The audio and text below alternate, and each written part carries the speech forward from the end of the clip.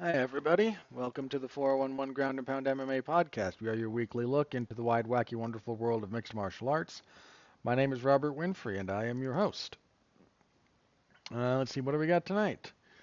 Well, we will review UFC on ESPN Plus 122. Apparently, it was listed everywhere I looked at the time of my recording as UFC on ESPN 73.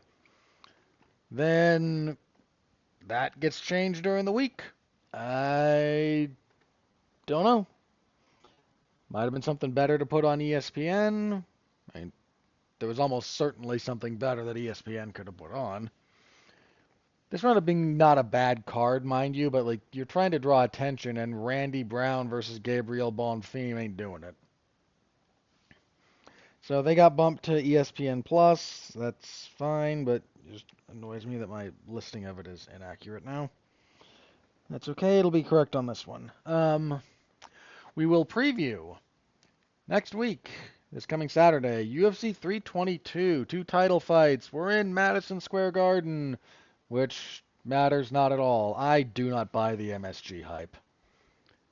Sorry to anyone out there who's listening and has a deep opinion about which venues and whatnot are like super great, and I don't know.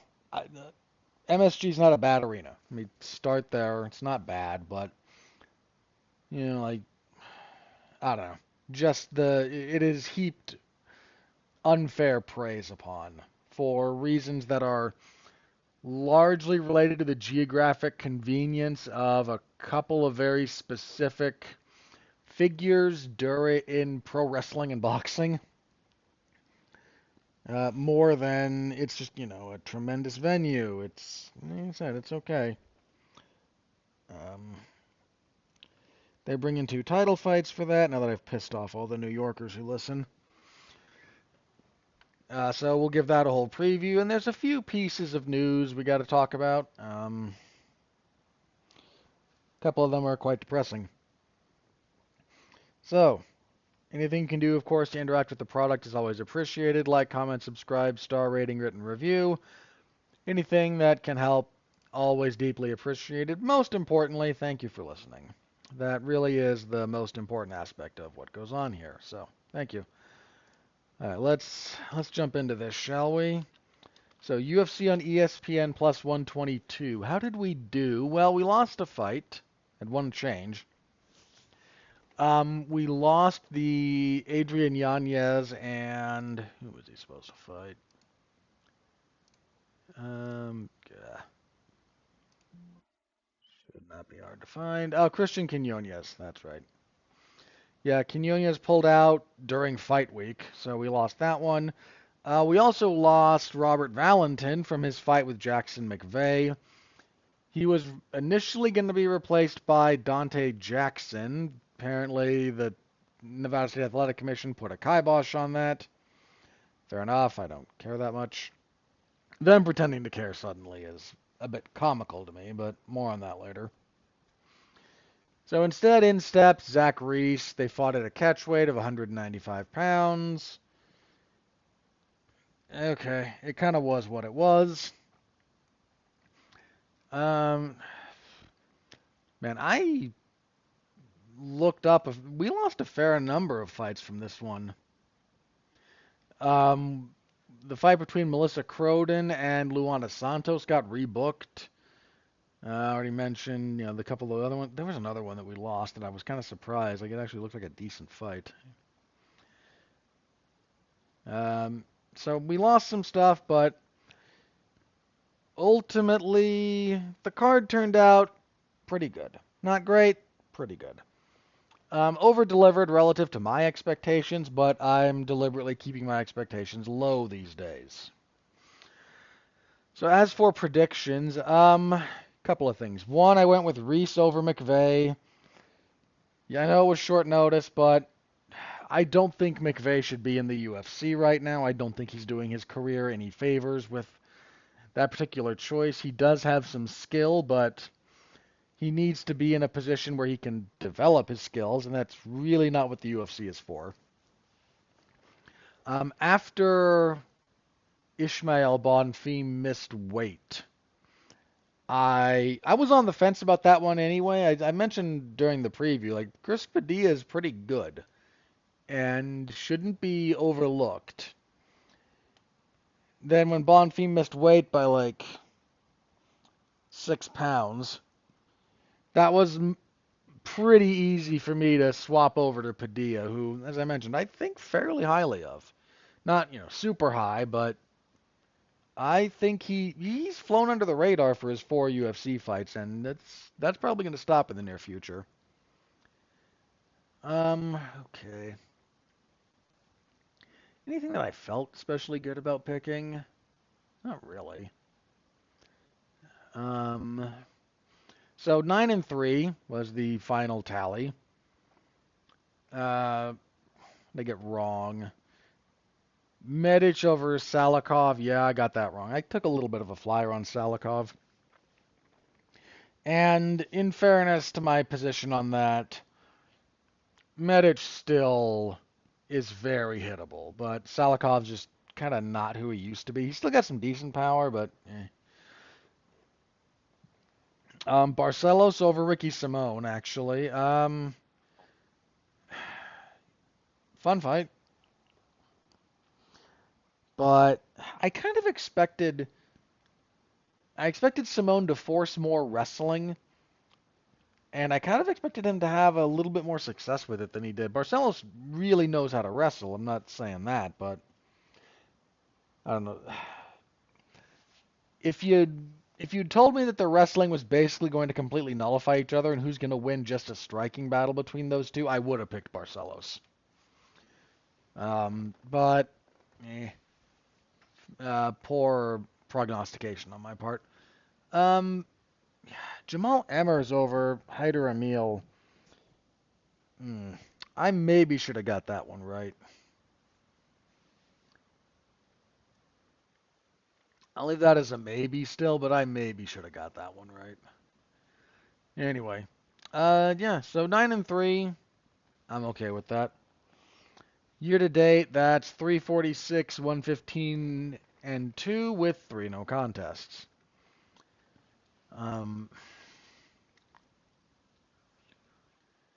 Yeah, so that's where that is. Is there enough? There are enough fights left on the year for me to get to 400 correct. I have to have some good. I have to be accurate for the last few fights.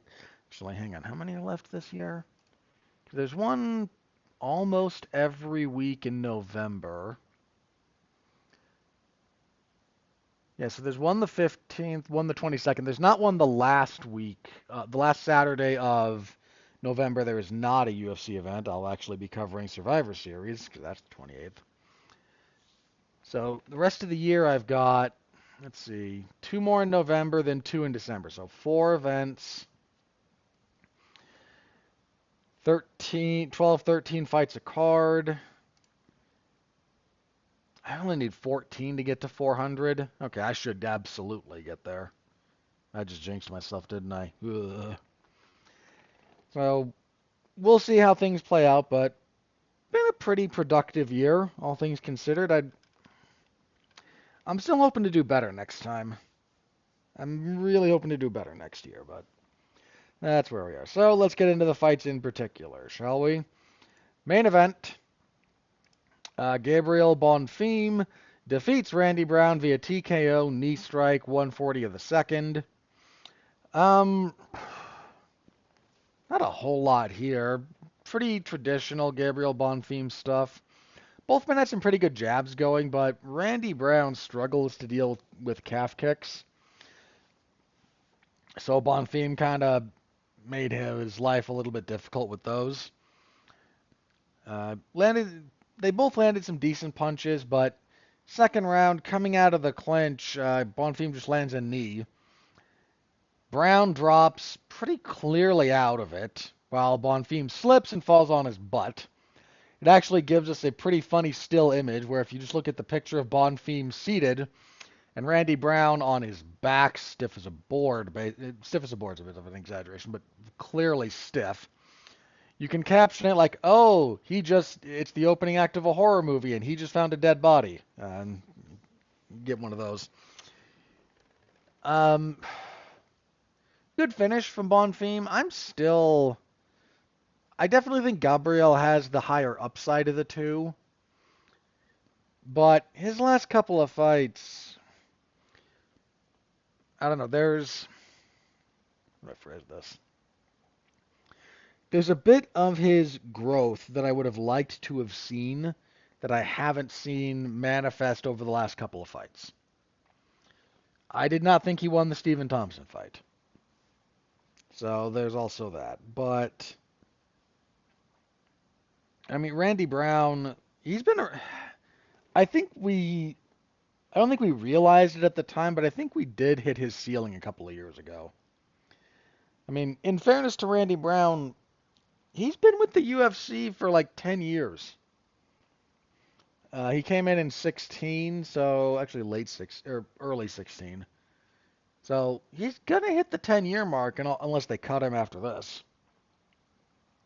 But at this point, he's kind of just who he is. So he wasn't happy with the stoppage. I was fine with it. Look, yes, he recovered after the ref stopped Gabriel Bonfim from punching Randy Brown in the head a few more times, because he would have.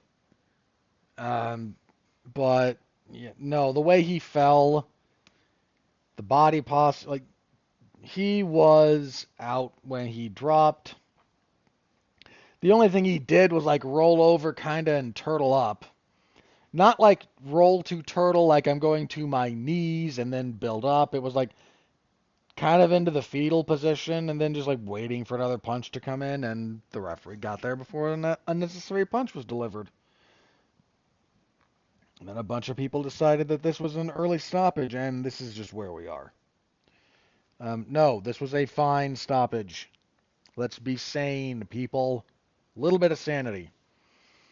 Bonfim, after the fight, called out Colby Covington. Ugh. Okay. Covington's not taking that fight. Let's start there. But Bonfim basically saying, I want to fight someone ranked above me, and picking Covington. The fact that Covington is still ranked is a crime. It is a joke, a farce. Colby Covington hasn't won a fight since, what, the Tyron Woodley fight?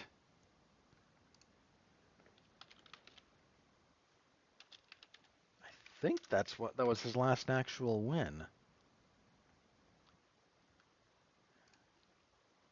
Oh no, he had the win over Masvidal, okay. Still, that was in 22. And he kind of nearly got finished at the end of that fight. I mean, he's had title shots that he didn't deserve. The Leon Edwards one he didn't deserve. I'm not going to do some revisionism about him in like 2019, no, and that was fair. But he's just had these long periods of inactivity. His last win over someone still with the UFC was when he beat Rafael dos Anjos in 2018. His other wins since then are Robbie Lawler, Tyron Woodley, and Masvidal, and none of them are actually active MMA fighters anymore. Good grief. How many of this guy's... Okay, I'm not trying to, like, dunk on Colby, alright? This is about him being a ranked fighter and ranked in the top 10. Is RDA even still with the UFC? I feel like he is, but he also had that knee injury. I don't know. Again, I'm not trying to dunk on the guy. Covington's another guy who's been with the UFC for a while. His UFC debut was in uh, August of 14, so he's been here for over 11 years. Um, but looking over his resume, if we're talking about the wins he got contemporarily to when he got them, they're good. But having a good couple of wins in 2018, 2019 is not the same as being on a good enough current streak to be ranked in the top 10 in 2025. Yeah. So I don't think that's a fight that Bonfim will get. But as a general rule, as far as what he's trying to accomplish there, he's trying to get his name attached to bigger ranked guys. He's called out a guy that I think he would probably beat. Not guaranteed, but probably. Who shouldn't be in the position that he's in as far as the rankings go. So I get it, but I just find it to be unlikely. As for Randy Brown, he's just not quite top 15 gatekeeper at this point. And given how long he's been here, and, it's not that he's never had good wins or a good run. He's had a few good winning streaks, but we've kind of seen where he tops out at this point. Co-main event, Joseph Morales submits Matt Schnell with a guillotine choke, 254 of the first. Really, really lovely transition from Morales to get this finish. There's a couple of decent scrambles. Morales, once he gets on top, actually does a really good job passing. Gets to side control. Looks for a Kimura, and then when he can't, he looks for a Kimura and then looks to spin for because you can use the Kimura grip and threat to get them to kind of sit up, and then you spin around for an armbar. That looks like what he's going for, but he can't quite get all the way around, so instead he just grabs a traditional crucifix, not a mounted crucifix, mind you, a wrestling crucifix. Drops some elbows, and when Schnell gets out of the crucifix, he turns right into this guillotine. Full body triangle locked in for Morales. Tight choke. Really good bit of work from Morales there. That is hitting the guillotine coming out of the crucifix like that is a really, really slick bit of grappling. So good for him. Flyweight can still use some help, so I think he's a good addition. Welterweight next, Uroš Medic knocked out Muslim Salikov. Punches 103 of the first. Medic just came out quite aggressive, which is kind of par for the course for him in some respects. Opposite stances with Salikov and just hit a nice little delayed 1-2 and knocked him over and out. So solid for Medic. Chris Padilla defeats Ismail Bonfim via TKO punches at 4:30 of the second round. Bonfim, as I mentioned, missed weight. He weighed 161. He comes out, does some aggressive stuff, but this is the other thing that has kind of stood out to me about Ismail at this point. He's only got one way to win. It's a lot of aggression and a lot of being the hammer. He is no good at having to find his way out from underneath. He has to be the guy on the front foot. He has to be kind of the bully. And Chris Padilla just never let him get any of that going. Like, I thought Bonfim won the first round, so it's not like he had zero success, but he pushed a little bit hard. And, dude, if you miss weight by that much, you'd like to think that at least you won't gas out. But he really slowed after the first. And a lot of his boxing, especially his stuff aimed at the head, Padilla was just blocking and rolling with. Some really solid kind of traditional boxing defense. And Padilla would snipe back with calf kicks. his own bit of pressure and just slowly kind of drowned Bonfim. And once Padilla started going forward and started kind of rolling downhill, Bonfim was just never equipped to get the fight back on his terms. And some really good work from Padilla to finish. So good for him. It was a pretty solid performance from Chris Padilla. Middleweight Christian Leroy Duncan defeated Marco Tulio via spinning. Did I change my mind on this one? Hang on, I might have. Yeah, I did. I remember why too. Um, Seeing those two next to each other, I have to constantly remind myself that Duncan is a big guy for that weight class. He's big, he's rangy.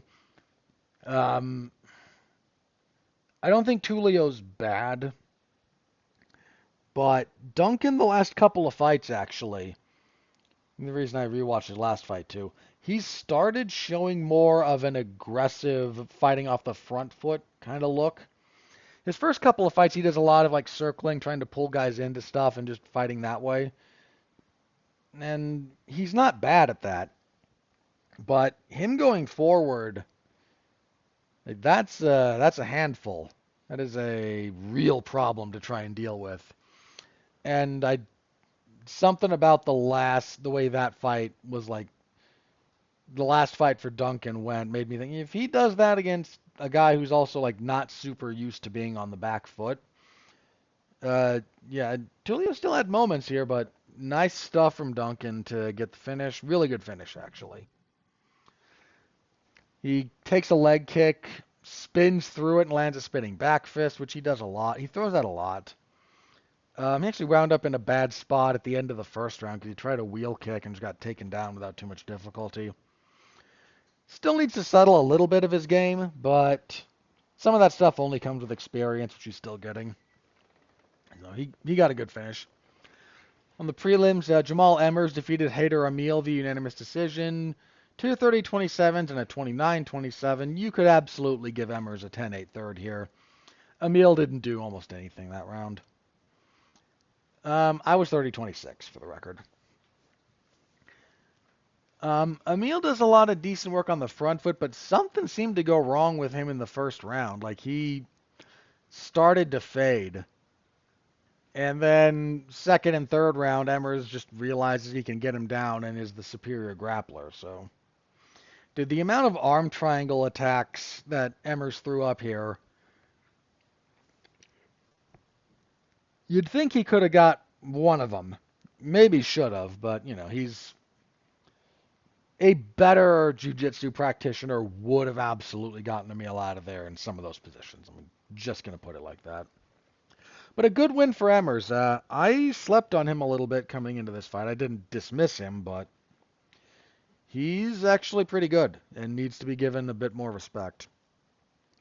Bantamweight's next. Tony Barcelos defeats Ricky Simone via unanimous decision, 29-28. Good little fight here, actually. The wrestling largely neutralized itself. Neither guy could find a ton of success there. So it was a lot of boxing, and a little bit of kicking, and just Barcelos did a bit more kicking, and his boxing was a little bit better, a little bit cleaner. Opened up a pretty gnarly gash under the chin of Simone at one point. Some nice uppercuts work from Barcelos here, actually, too, in specific. So that was a good little fight. Women's bantamweight, Jacqueline Cavalcante defeated Mayra Buena Silva via unanimous decision, 2:30-27 and a 29-28. First round, I suppose, was close enough. You could have given it to Buena Silva, but 2 and 3 were not close. Once Cavalcante started actually like putting stuff together, did a number on Buena Silva by the end of this. Dude, Buena Silva just fell apart in that title fight with Raquel Pennington, which was a terrible fight to begin with, and her performance, especially rounds like 3, 4, and 5, was incredibly lackluster. She hasn't won a fight since she did. I don't agree with her win over Holly Holm getting overturned. I know why they did it, but since that's technically a no contest, she has not won a fight since 2023 when she beat Lena Landsberg. Again, that Pennington fight was a truly, it's a very bad fight for the belt. It's one of the that is one of the worst title fights. It's not the worst UFC title fight, but it's one of. Um, bad.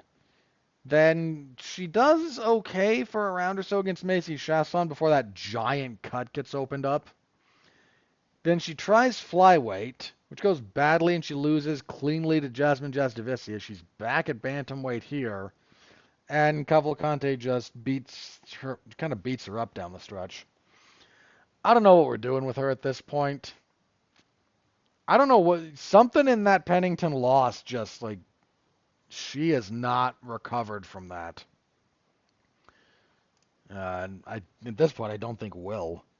But good win for Cavalcante, who is one of the few like rising contenders at women's bantamweight, which, desperately needs help. But hey, you know what would help build the division? Putting your ranked contenders fighting each other in the middle of the prelims on an Apex card for the second week in a row.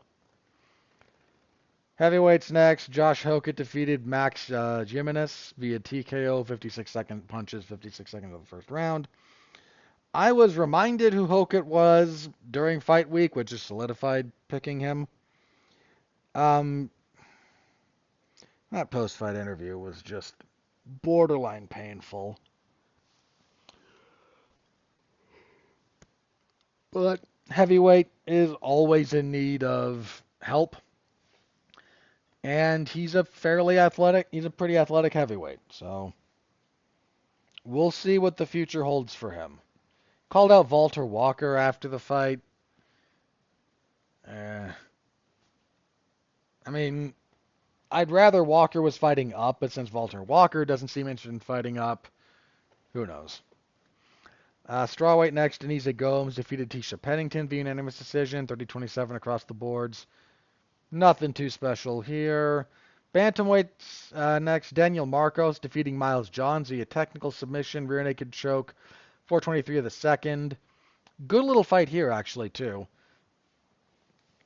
Marcos, Johns just fades, man. He's got a good first round, but if he has to fight at a decent clip after that, things just wear down for him a little bit.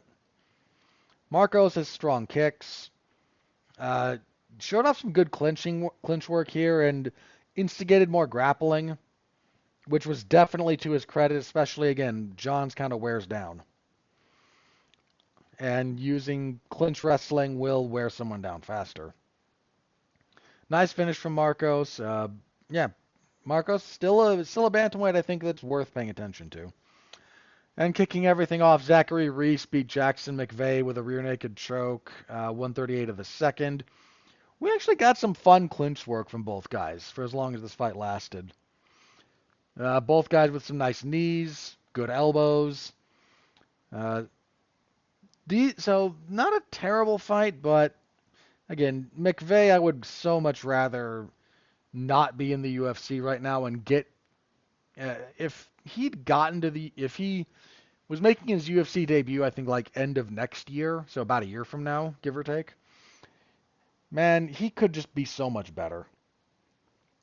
Being able to put in the time to skill development would do him a world of good because he's not going to get it in the UFC. That's not what the UFC is here for.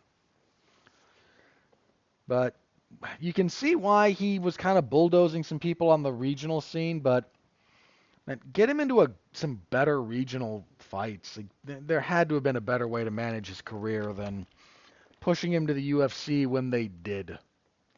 Because this is not doing him any favors.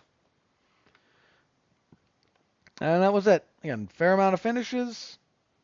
Some good little fights to be had. Nothing like barn burners, but in fact, there was no fight of the night awarded, which I think did Barcelos and Simone a little dirty, but Instead, your performances of the night went to Gabriel Bonfim, Kristen Leroy Duncan, Josh Hokett, and Zach Reese. Notably absent from receiving post-fight bonuses, two people who asked for them. Uroš Medic said, I've been screwed by having a bunch of finishes and not getting a single bonus. He's kind of correct, for the record. A few of those were just bad luck, where he had a good finish on a card with like 2 or 3 really good finishes. In fact, just for the record,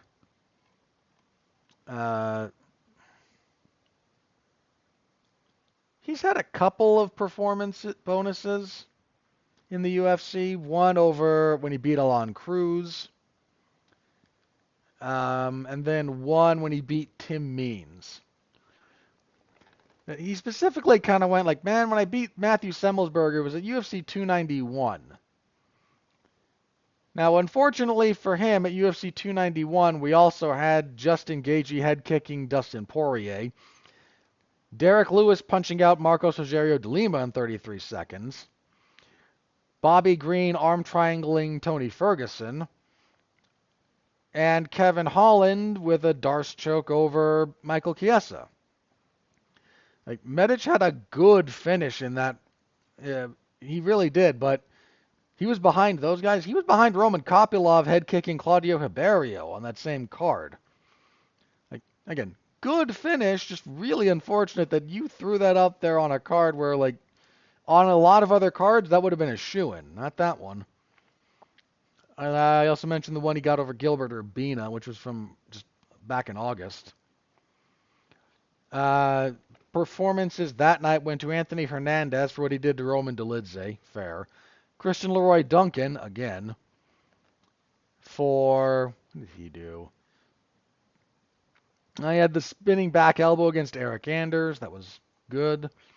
Elijah Smith, he power bombed Toshiomi Kazama. Yes, he deserved that. And Jocelyn Edwards. Edwards stopped Priscilla Cachoeira with punches. I would have gone Medic over Edwards personally, but the UFC is desperately trying to incentivize female fighters to get finishes. So again, Medic has just had some bad luck turning in good finishes on cards with several other people that had really good finishes. So. And the UFC really doesn't like giving people bonuses when they ask for them. It's not a guarantee, but it really hurts your chances. Ditto Chris Padilla, who said he'd like a bonus because 50 grand would help him get his mom out of a trailer park. And the UFC really doesn't like these things being brought up because they're about to get $1 billion a year from Paramount. And having your fighters out there having people fighting on a UFC card going, 50 grand would be really nice to help me help with my impoverished. I mean, not everyone in a trailer park is in poverty, but to help out with, my financial situation for my parents. And like,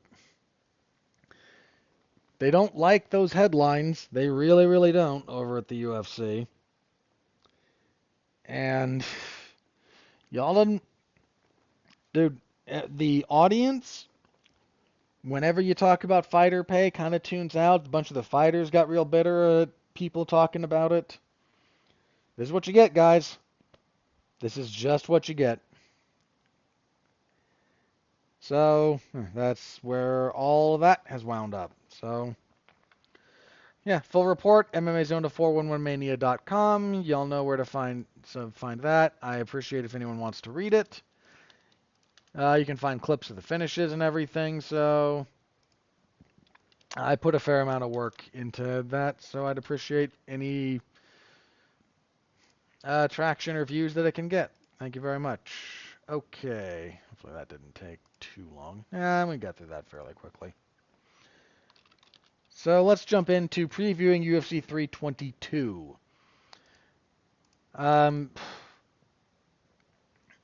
They've brought a really solid pay-per-view card for this. Again, they're in Madison Square Garden.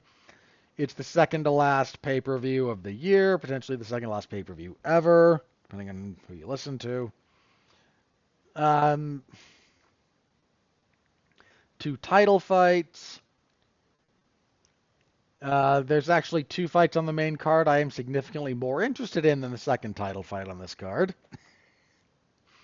but that's just me. There's some good prelims too here, actually. So yeah, they credit to the UFC on this one. They put together a good card.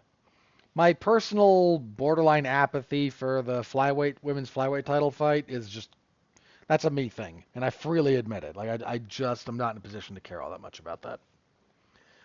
But let's move on. But let's talk about this. So main event for the welterweight title, champion Jack Della Maddalena goes for his first title defense after beating up Bilal Muhammad to win the belt. He welcomes former lightweight champion, in fact, the most decorated lightweight champion in UFC history, Islam Makhachev. Makhachev trying to add his name to the to the 2-weight world champion list. Um, this is a really, really good fight. There's a little bit of a size issue here in favor of Jack Della Maddalena, he's a pretty good sized welterweight. He's 5'11", with 73 inches of reach. Makhachev, not a small man himself, 5'10", but only 70 inches of reach. Yeah, JDM, again, fairly long. Not the lankiest welterweight I've ever seen, but I don't know. Somewhere in my head was just it wasn't really until I watched him fight Bilal Muhammad that something about his size actually kind of clicked for me. Partially that's maybe because JDM had been fighting guys like, he fought Kevin Holland, who's a real lanky guy. Fought Randy Brown. He's fought a lot of like lanky welterweights, and he's next to some of those guys. He looks a bit more conventional and traditional. But, you put him in there with Bilal, and Bilal's not a small welterweight, mind you, but Bilal's also got a stockier build. So I'm curious to see how that goes. Makhachev fights southpaw. That's a thing that might open up some offense for both guys. JDM has been doing a lot of work with guys who do a lot of fence wrestling. Craig Jones. Dude, Craig Jones has a wonderful fence wrestling system. He's put a lot of time and a lot of effort into figuring that out. So doing some work with him can only be beneficial, especially against someone who does as much fence wrestling as Makhachev does.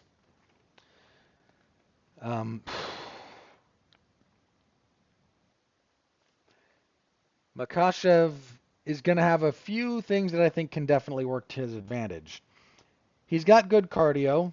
He had good cardio at lightweight, not having to cut as much weight I think will definitely be a thing. So he's going to potentially be there for 5 rounds. Makhachev's striking on its own terms is pretty good. It's not exceptional, but it's pretty good. Especially his kicking game tends to catch people by surprise. I think if he has a downside there, something to watch out for, he does get hit. Like Dustin Poirier hit him a fair bit. Not a lot, not huge, but enough. And if he's getting hit against JDM like he got hit against Poirier, I think that'll go badly for him. I think JDM is a bit more thump than Poirier, especially since now at this point we're talking about welterweights.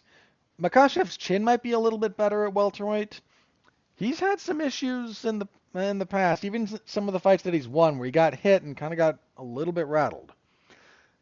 His wrestling is not like full bore, go, go, go, but it is really tricky, and it's really good, especially once he gets into the clinch. He's got a lot of trips and a lot of throws in there that are really effective. And if he's able to get on top, he is very strong. Some very good guys have been unable to get out from under him.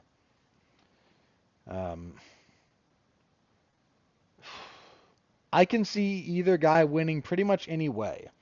I think the only thing that would genuinely shock me is if JDM taps out Makhachev.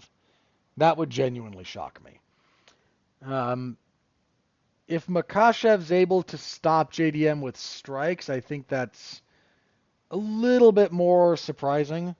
Not full on shocking, but a little bit more on the surprising side, especially if it's mostly punching. Again, you throw in the kicks, and especially like some of the clinch work, that might change the equation a little bit. But like if Makashev outboxes JDM, like that would genuinely shock me. Um, this is two highly skilled guys. Uh, I just tend to think that okay, for the sake of making a pick now, I'm going to, but for the record, I'm asterisking. I'm going to throw an asterisk on this because I need to rewatch a couple of things that in like slightly more fine detail um, to see about how a couple of these things line up. I think for each guy. So the odds are with Makashev. Understandable. He is one of the best fighters in the world. I think the UFC has him pound for pound number one, I believe, and frankly, I think that's entirely fair.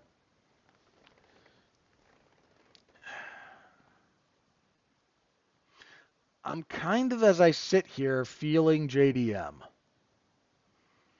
And I don't have a giant. Look, Makashev doesn't fight exactly like Bilal Muhammad. His clinch game is better, quite a bit better actually. His he's a little bit more committed to a tactical approach. Not that Bilal is not tactical, but I better way to phrase this. Makashev adjusts better in the middle of a fight than Bilal Muhammad does. Muhammad will kind of just keep pushing forward with what he thinks he's supposed to be doing. And that will work if he's got a good coach, and he does, who will kind of like get him the right stuff based on tape and everything, then okay, he'll get there. But there's adjustments he kind of had to look at making against JDM when they fought, and he just couldn't make them. Again, some of that's also on how good JDM was. It's not done in a vacuum, but Makashev adjusts mid-fight better than Bilal Muhammad does. So I fully expect JDM to have success. He's got good hands. Makashev can be hit. And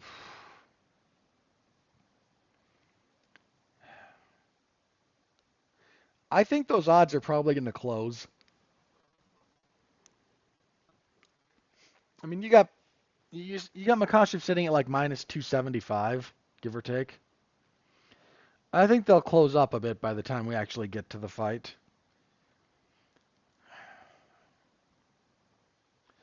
Now, these two guys are bringing ridiculous win streaks into this fight too, by the way.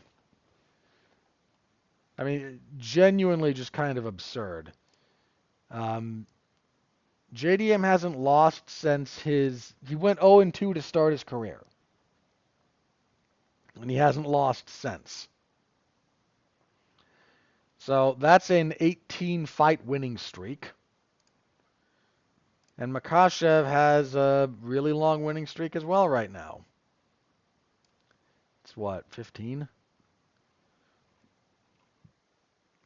Let's see, 1, 2, 3, 4, 5, 6, 7, 8, 9, 10, 11, 12, 13, 14. Yeah, 15. So you got an 18 fight winning streak and a 15 fight winning streak. Good grief.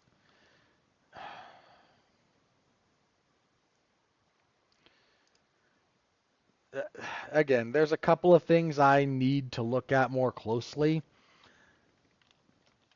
I'm kind of talking myself into Makashev here the more I look at this.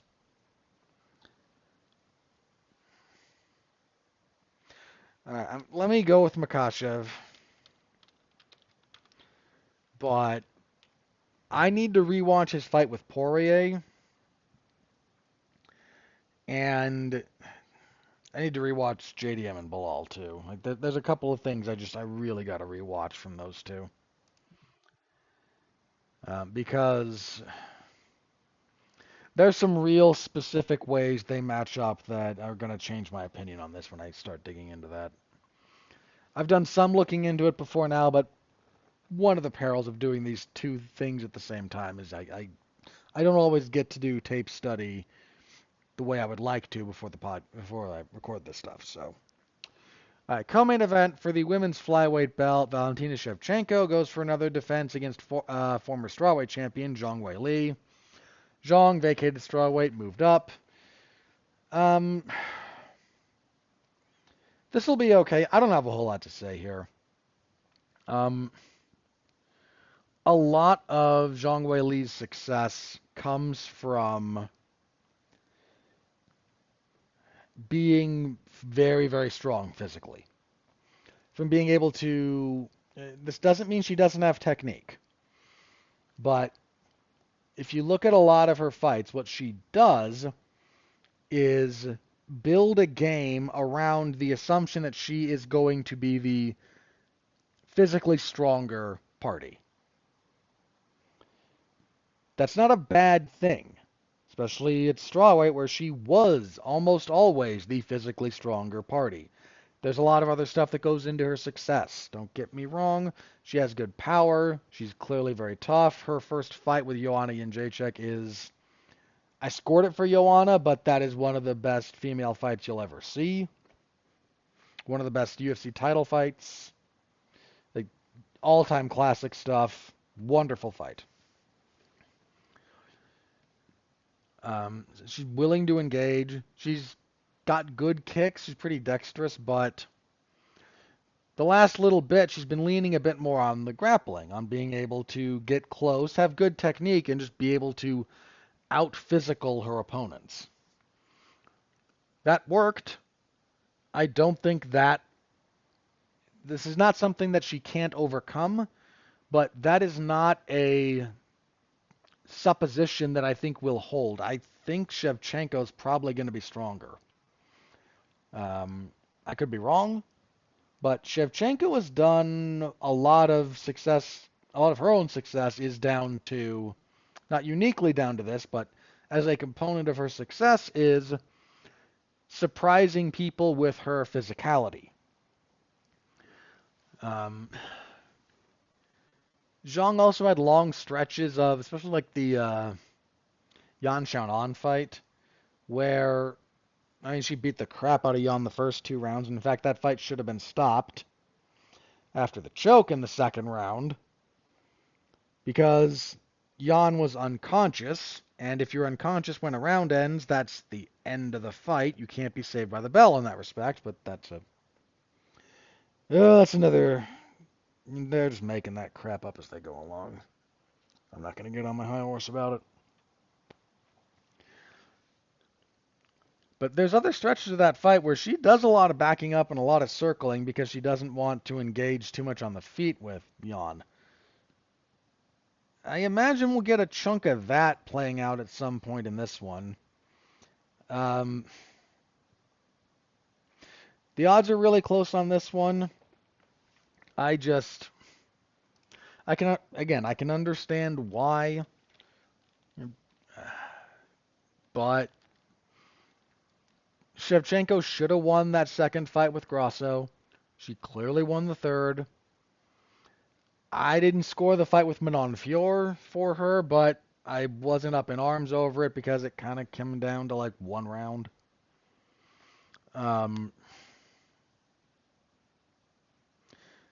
And in all honesty, I think if we were scoring that fight as a whole, the Fior-Shevchenko fight as a whole, instead of round by round, scoring it as a whole, I would give it to Shevchenko. But you know, that's more for like the sake of making an argument than anything official, because that's not officially how fights are scored in the unified rules, at least. I'm gonna go with Shevchenko.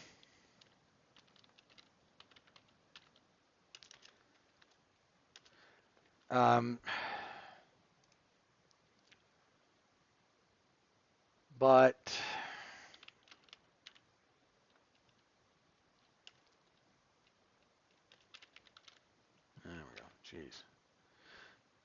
left me couldn't remember how to spell that. JVC. Yeah. I will not be surprised if Zhang wins. Valentine has been slowing down a little bit her last couple of fights. Some of that is all. Some of that's more noticeable because when she was like operating at her best, almost every part of her game was like in super sync, and she was really, really good. A step down from that is still good enough to be champion, clearly, but that is going to catch up with her at some point. I mean, Zhang's not exactly a spring chicken either. You know, she's 36. Um, it's going with Val, but I get the close odds, and I won't be surprised if Zhang wins. But like I said, this is actually, I'm not super interested in that fight. I don't know. I should be. It's a good fight. It really is. But it's just not speaking to me. Um, I don't know, man. I like women's MMA, but across the board right now, it kind of needs some help. Welterweight next, Sean Brady and Michael Morales. This is a really good fight. Both guys are kind of trying to make a push towards the belt. So are guys in the next fight. We'll get to that in a second. Brady coming off of a win over Leon Edwards. Yeah, he guillotined Leon Edwards. His only loss professionally came to Bilal Muhammad, but getting boxed up by Bilal Muhammad is that's a pretty big mark against you. Michael Morales is young. He's only 26. Ecuadorian, 18 and 0. In his last couple of fights, he stopped both Neil Magny and Gilbert Burns. This is a decent step up in class for him, though. Sean Brady is another guy on the ascent, not an old guy. And Brady's going to ask some questions of Morales that I don't think too many people have yet. By the same token, like if Morales is not ready to stop Brady's takedowns, if Morales is able to stop Brady's takedowns, he is the better striker, certainly the more devastating striker between them by a fair margin. Um, I just think that Brady's more committed to his wrestling than a lot of the guys who should have used it more effectively against Morales. He's got a lot of physical strength. I mean, look at some of the guys he's been able to like not just out wrestle, but hold down and really control. Um, Once again, though, Brady can be hit, and Brady's striking has had issues in the past. Dude, Michael Chiesa outstruck him for a stretch of what they were doing when they were on the feet. Like, you sleep on Morales here at your own peril. This is a close fight in a well-matched fight. Odds, as mentioned, the odds are with Brady slightly. I can completely understand that. And if I'd seen Morales do a little bit more consistently good work against wrestlers, I might be more inclined to pick him.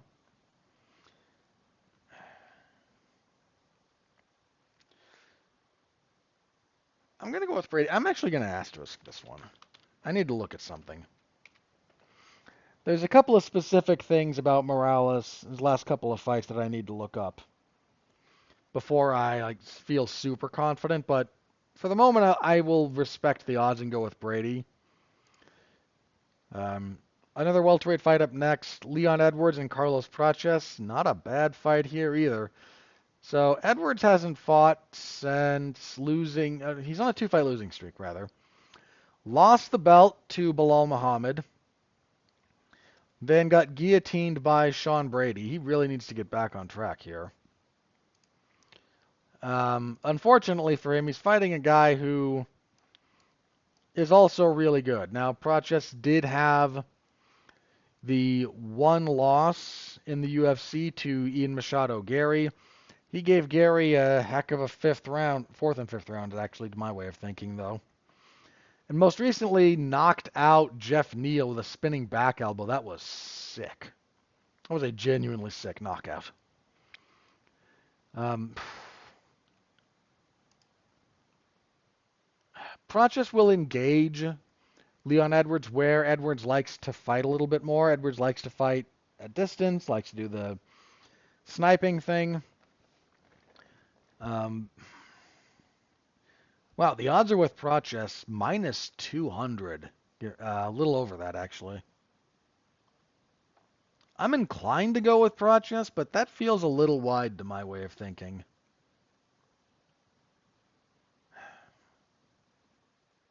If this were five, for the record, if this were a 5-round fight, I would pick Edwards. But it's only 3, and yeah, I'll go with Prochus. I still think there's a fair amount of upside to him, and I don't know what's up with Edwards. He did not fight especially well in that Sean Brady fight. I mean, it's not just that he lost. Like, I mean, losing the belt to Bilal, like, it's not that he didn't have some good stuff in that fight either. I mean, he definitely won rounds in that fight. Just not enough. Yeah, it really was like, now Prochus is not going to fight him the way Sean Brady fought him. Like, that's one of the other things that makes trying to draw a line from Brady to Prochus here against Edwards. Prochus isn't going to fight him like that, almost at all. But Prochus has good pressure, is a pretty good striker, and if Edwards' head is not back in this fight, like, Prochus is a bad guy to have an off night against. And kicking off the main card, we have lightweights Beneil Dariush and Benoit Saint-Denis. This is just going to be a fun fight. Let's see. Beneil, coming off a win over Renato Moicano. He'd lost 2 in a row before that. In fairness, Charles Oliveira and Arman Tsarukyan. Okay, you lost to 2 of the top guys in the weight class. But that loss to Oliveira snapped a really long winning streak for him. I do think age and time are starting to catch up to him. He's 36, so he's not old, but he's been in some battles. And Saint-Denis is just finally a little bit back on the horse. I mean, that Poirier loss was rough, and so was the Moicano one. I mean, good grief. Dariush could try to replicate what Moicano did. Dariush has some good grappling.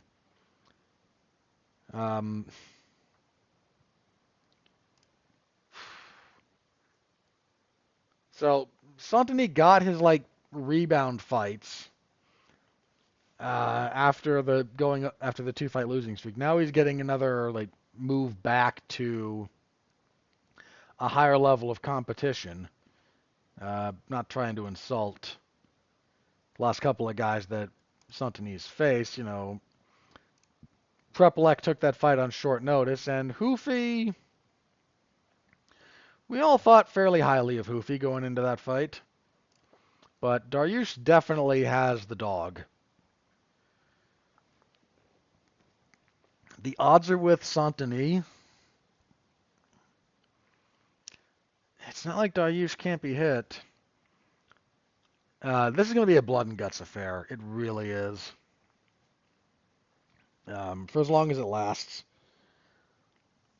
Dariush is just able to do enough grappling. He's a really good grappler. I think if he can sucker Saint-Denis into trying to trade with him and get him down, Dariush on top will do some damage to BSD.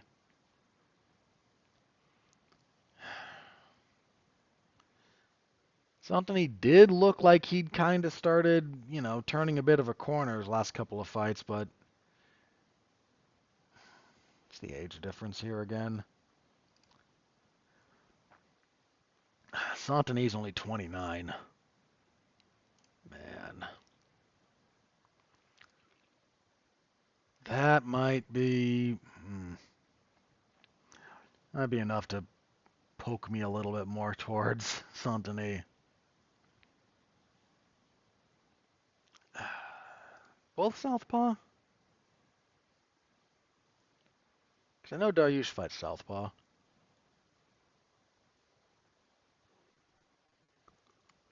Hmm.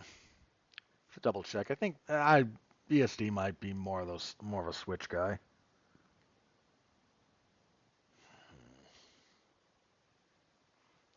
He's just a lot of kicking. Okay, something about that is Santini is actually okay about countering kicks. All right, I sort of talked myself into that one. I don't feel super good about that one. I might change. I'm not going to throw a full-on asterisk there because usually I use that to mean like I've got other stuff I specifically want to look for. That one's just going to be my like I'm recording this very late / early in the morning and I might feel very, very differently when I wake up and have a clear head. That's your main card. That's a solid pay-per-view card for the record. On the prelims, Bo Nickel and Rodolfo Vieira. I wonder if we're actually going to get any grappling out of these two. Vieira is coming off a win over Trishan Gore. That was not terrible. He didn't look great against Andre Petrosky, and I don't think too highly of people who lose to Andre Petrosky because I don't rate Petrosky too highly. Nickel coming off of his first loss when he gassed out and kind of got stopped with body work by Rainier de Ritter. So Vieira doesn't pose that same kind of a threat. Not the same kind of a physical threat either, because de Ritter has fought higher um, in MMA. Vieira's MMA career has been okay.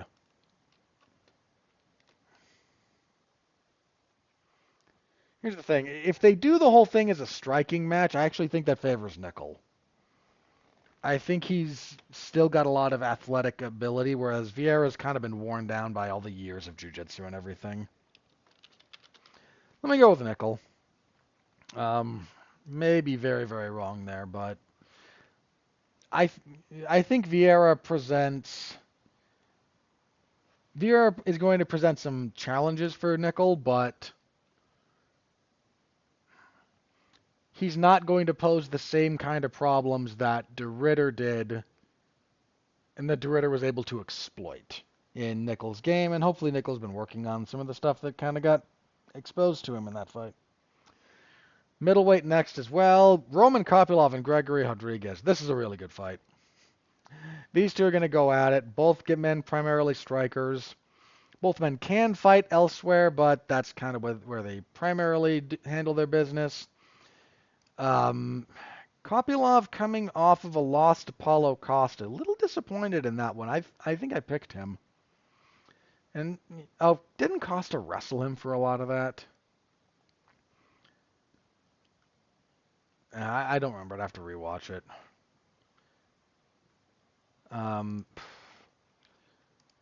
Whereas Rodriguez coming off a win over Jack Hermanson. He lost to Jared Cannonier before that. Yeah, he was not ready for that 5-round fight. The odds are with Rodriguez. I'm actually going with Kopylov. I like this fight a lot. I think we're going to have a really good fight, but I still think Kopylov has... I mean, look, Rodriguez has the face of a catcher's mitt, but he's only 33. And Kopylov's actually older. If you put these two, if you put headshots of these two next to each other, you would never guess that. But I'm actually going with Kopylov here. I also have picked a lot of favorites and don't want to just only do that. But that'll be a good fight. Women's flyweight next, Erin Blanchfield and Tracy Cortez. Look, I'm not trying to dog on Tracy Cortez. I don't think she's a bad fighter, but I mean, Blanchfield's had some real setbacks. I don't want to minimize that, but I don't think she's struggled against any of the things that Tracy Cortez brings to bear. So going with Blanchfield. Yeah, not a lot of deep analysis there for me. Bantamweight's next. After that, Malcolm Wellmaker and Cody Haddon.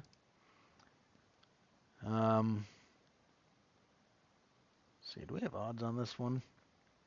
Yeah, this kind of came about recently. Slightly with Wellmaker. Wellmaker's not. He's fought in the UFC before. Where are you? There we are. Yeah, Wellmaker's 10-0. He's got 2 fights in the UFC, if memory serves. Yeah, 2-0. Beat Cameron Simon and Chris Moutinho. Manhattan, 8-1. 6-fight winning streak, including his UFC debut against Dan Argueta. That was over a year ago. He fell out of a fight with Alexander Topuria. Yeah, Wellmaker. Wellmaker, he's done some pretty decent stuff thus far. Again, not still very young in his career, but definitely shown some upside. On the earlier prelims, we have Kyle Dawkins and Gerald Meerschaert. I didn't miss anything, did I? No, that one's listed down there. Okay. I don't know what to think about this one. Dawkins just barely got back to the UFC. Beat Michel Pereira, so that's not nothing. Meerschaert, been around for a while. I mean, long career, 57 total fights, 3-fight losing streak, though. Granted, Reinier de Ridder, Brad Tavares, and Michal Oleksiejczuk. So, definitely good guys. If Meerschaert's really over the hill, Dawkins should probably take this.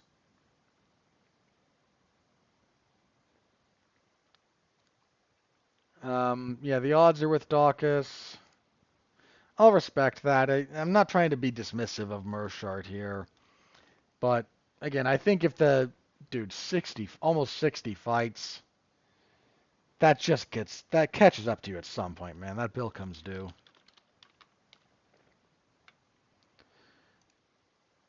So I'll go with Dawkins. Let's see. Featherweights next. Pat Sabatini and Chepe Mariscal.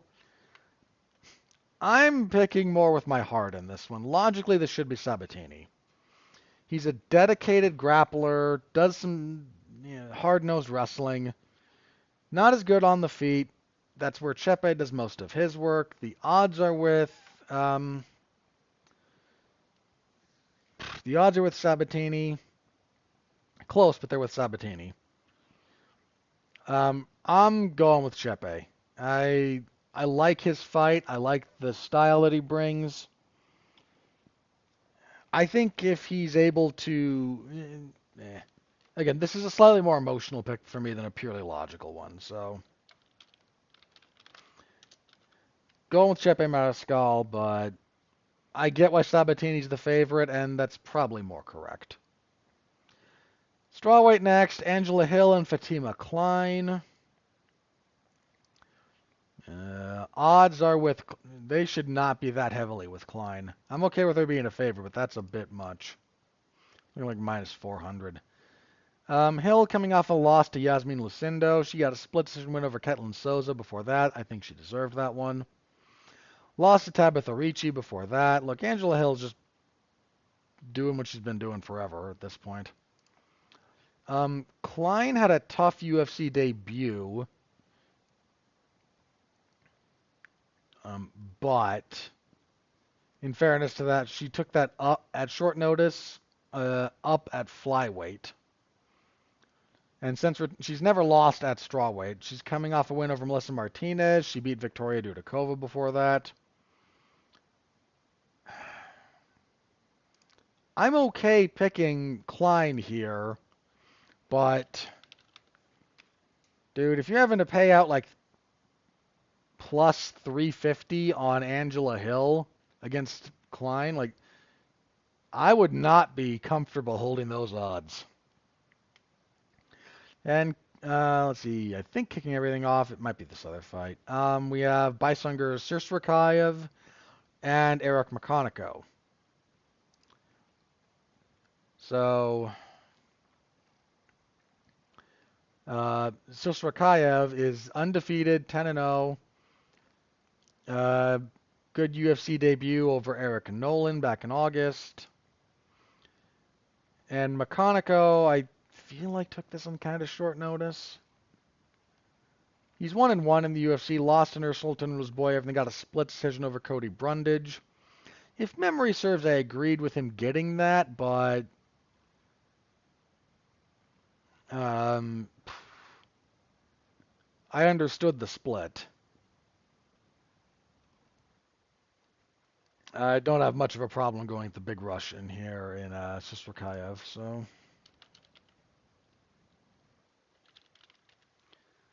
try to spell that right.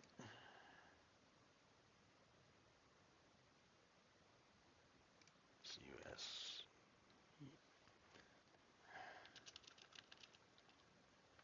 CUR. Once again, yeah, okay. Going with, and we also have Vyacheslav Borshov and Matthews Camilo. So Borsho is 8-6-1, 2-fight losing streak. He's gone 3-5-1 in the UFC. Good grief. Most recently losing to both on a 2-fight losing streak to Tom Nolan and Terrence McKinney. Camilo 9-3, dropped his UFC debut to Gabe Green. I just don't know that I can pick Borshov to win at this point. And again, logically, odds on, he's not going to win when he fights in the UFC. So I will go with Camilo just for the sake of not really being a big believer in Slavoklas at this point. I don't know. I don't have much else, another way to put that. So that's where we are. All right. That's, Saturday. MMAZone411mania.com. Stop by, say hello. I always appreciate it. And we should have a good time. It's a good card on paper. So, stop by. Okay. Let's jump into a little bit of the news here.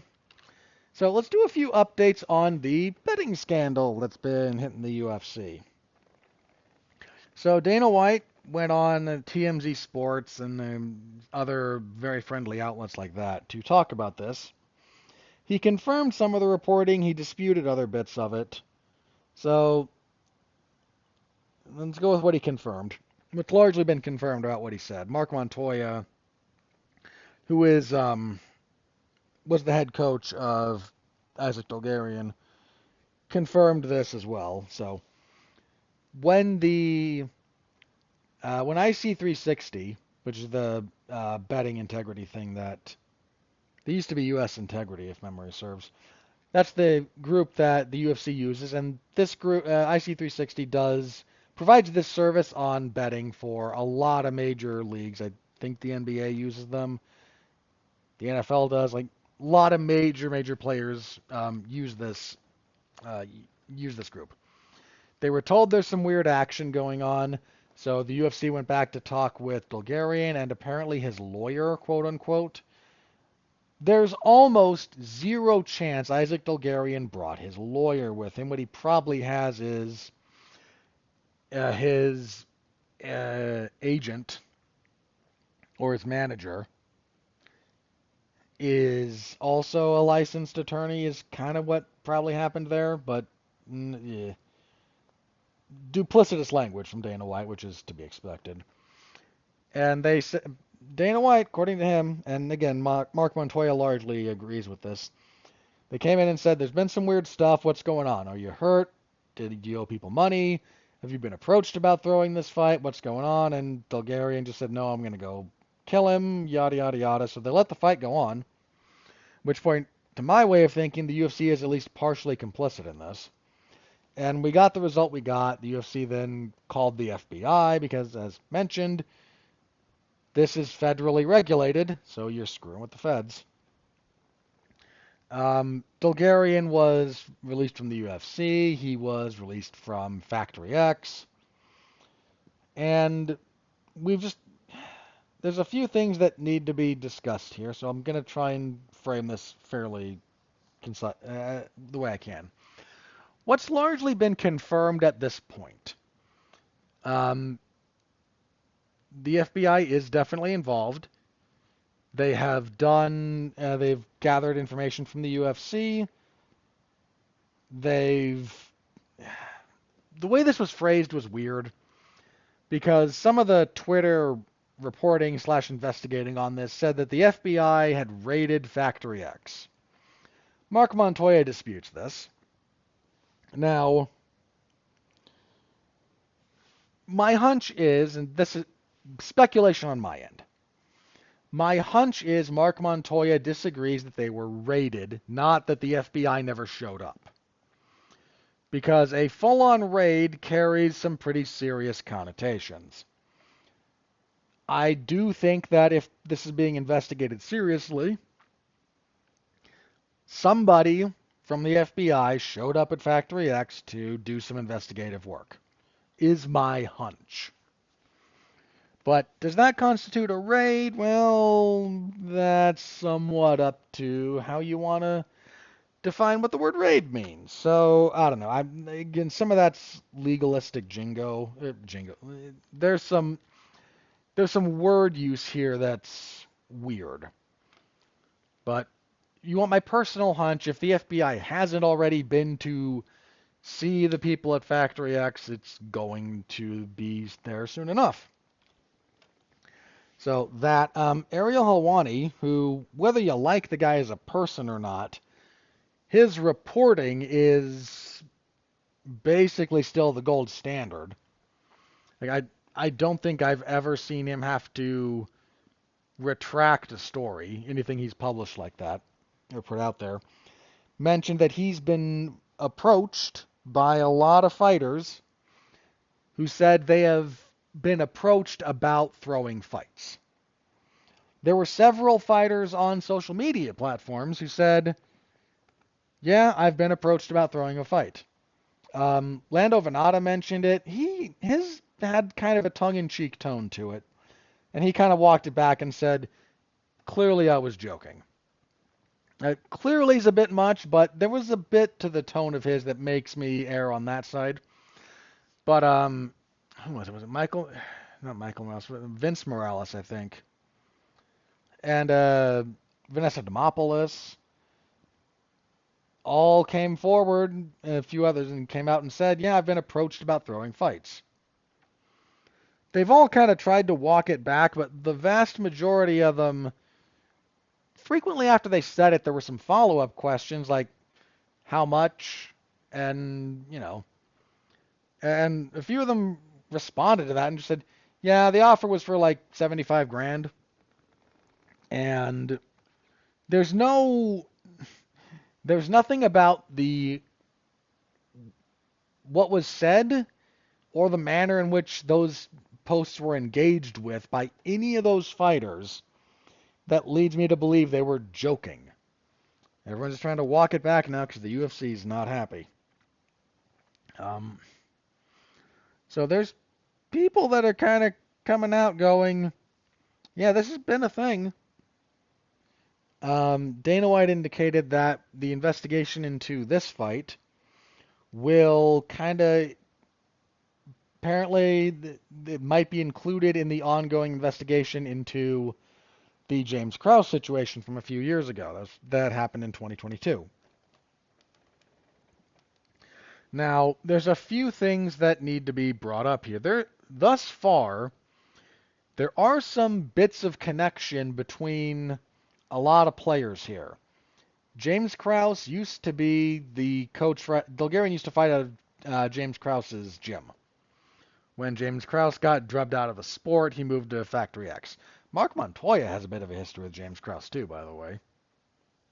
I'm not casting aspersions at Factory X or Mark Montoya, but if you look at some of the speculation, you can see where it's coming from. Now, I think there's people who take it too far, but if you want to understand, like, pointing out that there's some history between James Krause and Mark Montoya is not unfair. There is. Does that mean that I think Mark Montoya has done anything wrong? I would need more evidence than what we have. But there's not as many jumps to connect some of those dots as you might think.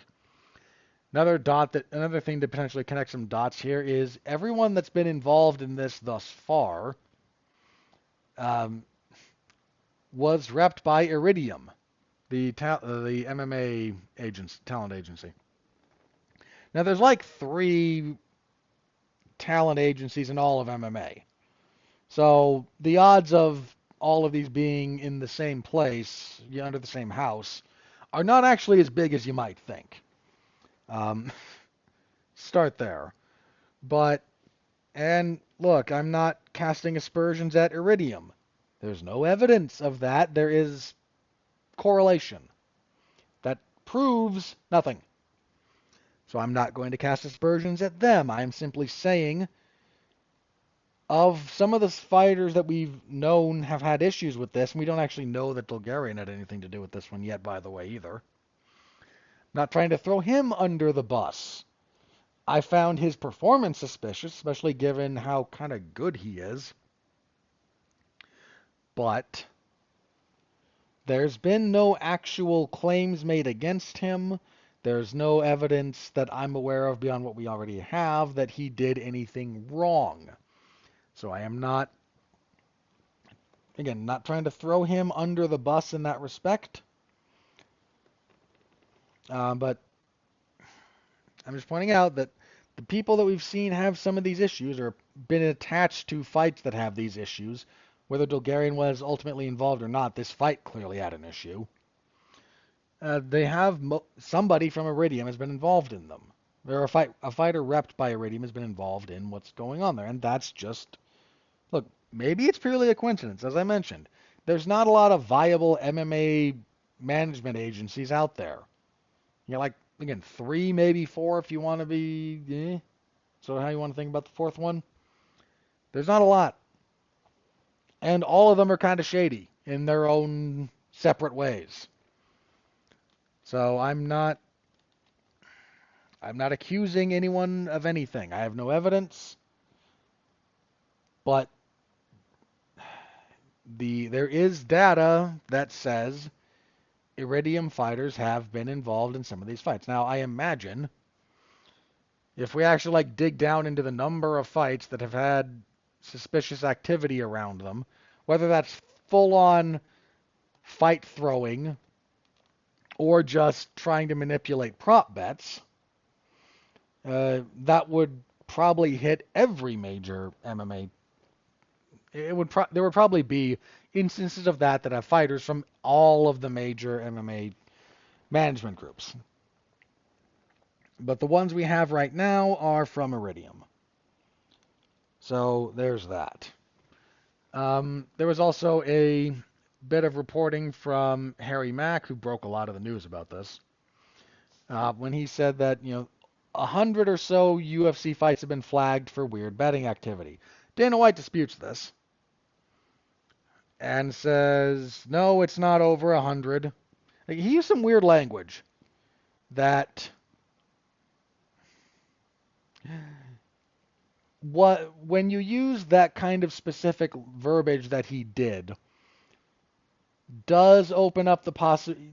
You phrase it the way that it's phrased when he says it to dispute a particular claim that has a lot of truth to it but may have been overstated. So you can deny the specifics of the overstated claim without denying the fundamental reality of what's being claimed. So my hunch, and this is just me, the UFC has maybe just recently, been made aware of more fights of theirs that have been flagged for weird betting patterns. Now, weird betting patterns don't always translate into fixed fight. Sometimes when you can get into this weird space when you when you go from broad application of what pings too high or too low to zeroing in on, let's take a closer look at some of this stuff, then you might find patterns that at a larger, when you look at it from a higher vantage point, look fine, When you get to a medium vantage point, you kind of go, huh. Then when you drill down even further, some of those ones that in the middle range of examination look iffy become okay when you look more specifically at them. So they're actually okay when you really drill down, but when you're kind of just trying to aggregate data and look at a lot of this stuff, you flag a bunch of stuff like, hey, this looks odd. And then you will probably find out that some of the stuff that looks odd when you're just auditing, for want of a better expression, some of that stuff is going to pass just fine. Some of it isn't. But I think it had been mentioned, like if at the time of that reporting, 100 or more UFC fights had been flagged for weird betting line movement, that would be about a fourth of all total UFC fights for the year. Now, if that number is actually, we're looking at 100 or so UFC fights for the duration of this investigation, because this investigation goes back to 2021. It is actually started before the Derek Minner, James Krause thing. So this has been going on for a while. They've been looking into a lot of stuff. Now, if over that course of time, so if we look at, a 4-year period from 2021 to 2025, you say that 100 or so fights during that time period have been flagged as having suspicious betting activity. I actually don't have much of a problem believing that. That would be again, if you look at the UFC having, about 600 fights a year? So 13 times, if we just do some quick math. So 13 times what, 42? Because there's about 13 fights a card, you do about 40 cards a year. You do 42 cards a year, right? Let me do that real fast. 13 times 42. Yeah, that's 546 fights. Again, we're just doing some rough math here, right? So if you tell me that 100 of... That can't be right. No, that's fine. No, that's right. Yeah, because, again, if you take about what I'm going to get out of this year, which is going to be... Okay, let me try this a slightly different way.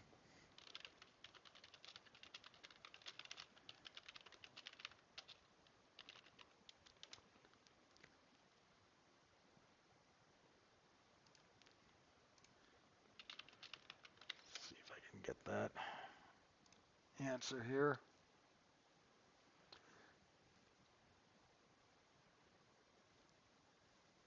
Okay, yeah, this looks slightly more accurate.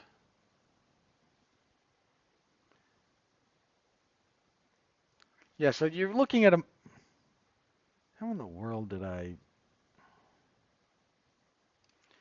Let me double check this real fast.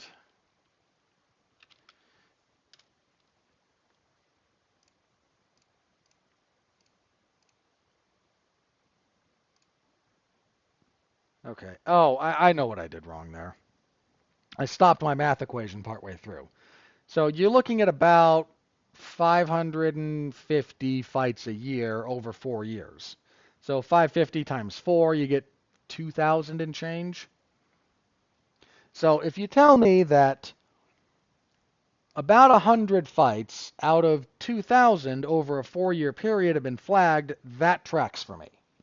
There we go. So it took me should not have taken me that far to get there. But that's that's what I get for stopping a math problem halfway through. So that would track for me. But if you're telling me like it's 100 fights this year, again, a fourth of all UFC fights have weird betting patterns. That's a lot. Let me just say it like this. That's a lot. Now, they're apparently, look, you can't just look at the UFC about this. the relevant, so the FBI would also be looking at judges and at referees. You're going to have to cross-reference a lot of this stuff and a lot of wonkiness, especially wonkiness on prop bets, with some of the referees. There have been some weird referee calls. Now, some of this is just the refs being potentially incompetent. Some of it, you kind of have to look sideways at, especially in light of this. You do have... what was the one, like the Steve Wynn and Muhammad Yahya? Like, that fight should not have gone as long as it did. Was the referee incentivized to make sure it hit the over? I mean,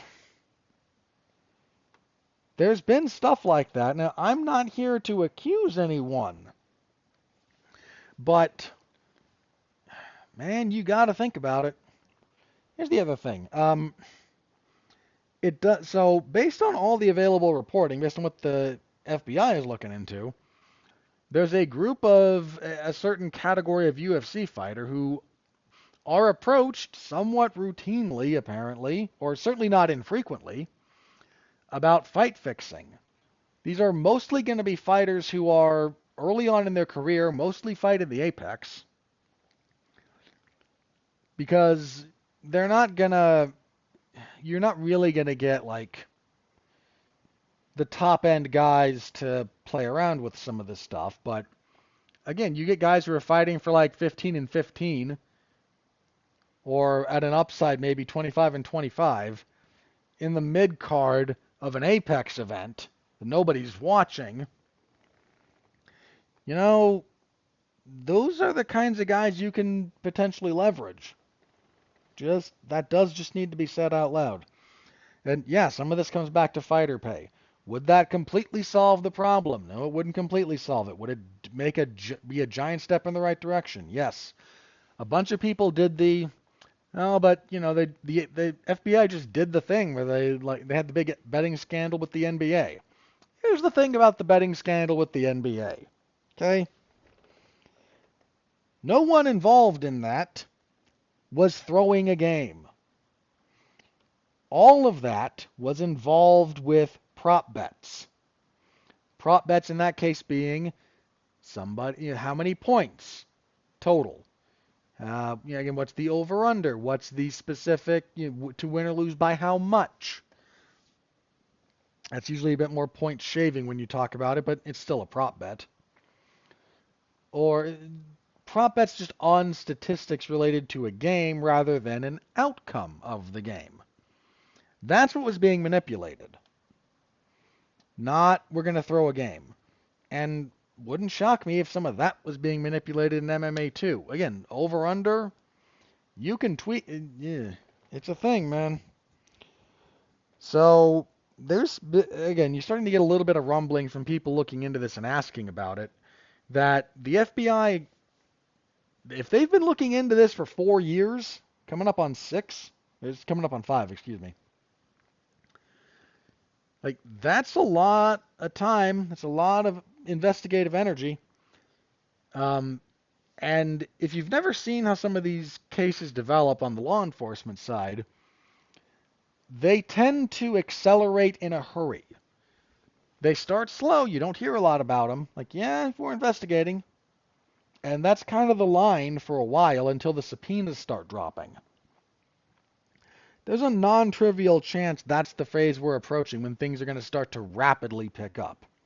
So we'll see what comes of it, but there's just a little bit of some updates there. So, look, we still haven't heard from Isaac Dolgarian in all of this. I personally do think the UFC has some responsibility for how this went forward. You were told there's some weird stuff going on with this fight. You could have pulled this fight from that card. Easily. It's a middle of a prelims fight. The whole card would not have suffered one iota from not having it. I don't even care if you go out and say it. Like, yeah, we pulled this because we were told by our betting integrity partner that there was some weird betting going on around this. We're not having the fight. You guys have gone out of your way to make sports betting a giant part of this. If you can't stop a fight because for betting integrity reasons, then what's the point? Ugh. Legalized sports gambling was a mistake. I will die on that hill. A giant part of the problem that's come about for a lot of things is there used to be a bit of an understanding around sports gambling in particular that if the only people getting hurt were other people expressly breaking the law, then everyone could kind of look the other way. You know, what's the little rhyme that would get thrown around on that? If it's slime on slime, there's no crime. But now you've legalized this. You brought the federal government into it. And when things go wonky, when things go sideways, it's a lot. There's a lot of Americans, to our eternal detriment, spent like billions of dollars gambling on sports. We shouldn't. Don't do it.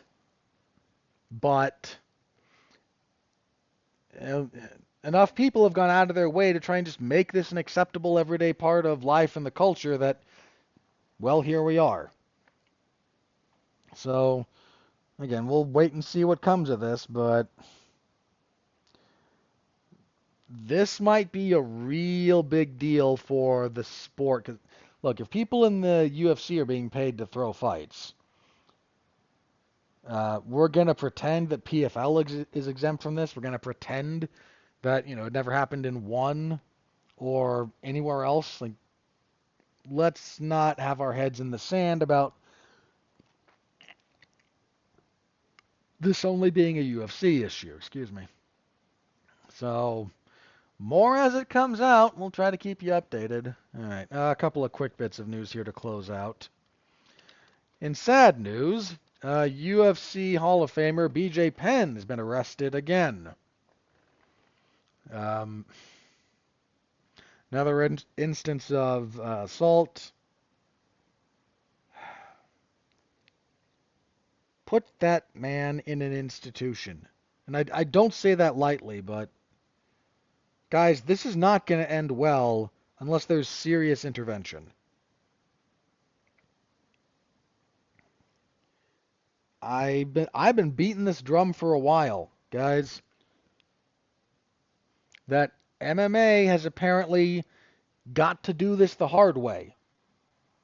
Every other major organization has had their reckoning about brain damage. I lived through it with the NFL. I lived through it. Boxing's been a bit more honest about it for a long time, but boxing has also seen people die in the ring. But I remember when it kind of got brought up again as a point of conversation in boxing. Because it's always kind of been there, and then mostly when Mancini killed Dooku Kim, like it kind of got brought back to the fore. That's the fight. That fight is the reason we only have 12-round title fights now instead of 15. I was there for that. I was there kind of in the trenches of professional wrestling fandom when they had to have their reckoning about brain health. Because professional wrestling spent a long time, like, not talking about it. And then there was a period of like 2 years where the number of wrestlers dying in their late 50s to early 60s was shockingly high, and a shocking number of them were suicides. And that all kind of culminated with Eddie Guerrero, and then a year and change later, Chris Benoit. And the entire pro wrestling world had to have their reckoning about it. And you'd like to think that at some point, a entity that exists kind of at the cross section of boxing and pro wrestling in a lot of respects, would be able to look and learn from from those two entities and maybe not have to do this the hard way. But here we are, doing it the hard way. Ugh. I don't know. There's, I really hope that we do find a way to have the BJ Penn story have a not tragic ending, but it is not looking like it. All right, let's close on something slightly more positive than that. Um, so PFL announced a little bit about its future. It's going to be moving to Vice TV. Not surprising to see it kind of part ways with ESPN. Or at least some of it's moving to Vice TV. They're ditching the tournament format. It's well overdue for them to do that. So, you know, I'm glad they're still around. I don't know how much longer they're going to be around, but having another TV deal is at least a necessary step for them. So there's that. All right. Let me check the old social medias for anything new that has broken in the last little bit. If there's nothing there, I will do plugs and get out of here. All right. Nope, I don't see anything new there. So let's get into plugs, shall we? Monday on Damn You Hollywood, we will be reviewing Predator Badlands.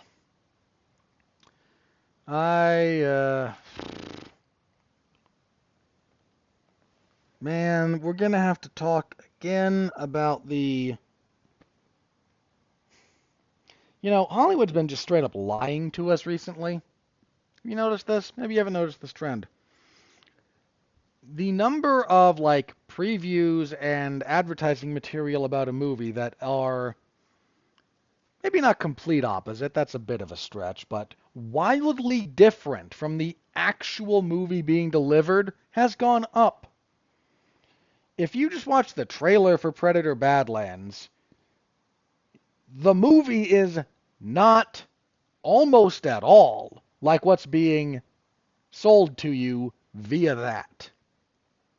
And I mean almost at all. Ugh.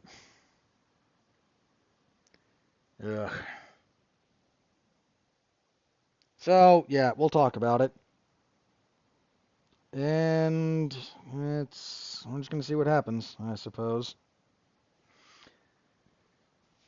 Let's see, what else? SmackDown on Friday, per usual, UFC 322 on Saturday. We'll be back here next week to review UFC 322 and preview. Which one is it? Oh, Sayukian and Hooker. Right, November 22nd in Qatar. First time the UFC's been to Qatar. Get that site fee from, sports washing regimes. Nothing bad can happen there. What's there? Sayukian Hooker. It's a good fight. Muhammad and Machado Gary. Okay, that's relevant. Uzdemir and Menafield, don't care. Jack Hermanson and Mektabek Oralbai. Moderate interest. Oh, Sergey Spivak and the Blob. Shamil Gaziv. I don't know how to feel about that one. Alex Perez and Asur Almabayev. That'll probably be okay. Grad and Riley, don't really care. Abdul Rahman Yakhayev and Rafael Sirkaria. Light heavyweight sucks. Tagir Ulanbekov and Kyoji Horiguchi. There it is. That's a really good fight. Horiguchi back in the UFC. I am happy about that. Beksat Almakhan and Alexander Topuria. Okay. Narudiev. I'm usually okay with him fighting. Naruli Olive. Nicholas Dalby and... Wow, that's a name. Izgak Hayat. Izgak Mahayev? I'm going to have to wait. I'm going to butcher that. So, you know what? There's some decent stuff there for a fight night that'll probably be on at some stupid hour in the morning here. Point of fact.